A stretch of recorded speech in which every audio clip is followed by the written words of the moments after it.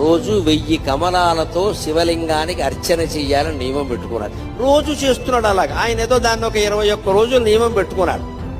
20 రోజులు సాగింది. శివుడు ఊరుకుంటాడా? విష్ణువైనా సరే పరీక్షే.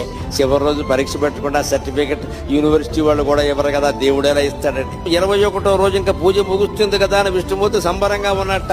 రోజు చెరువులో 1100 కమలాలు పైన పోస్తున్నా, నేను 1000 పోస్తున్నాను, బాగున్నావు చూసి అంతే. అలా అని పెడితే ఆవేళ ఆశ్చర్యకరంగా 999 పూసాయి. ఎంత వెతికినా 1000 కమలం కనపడలేదు.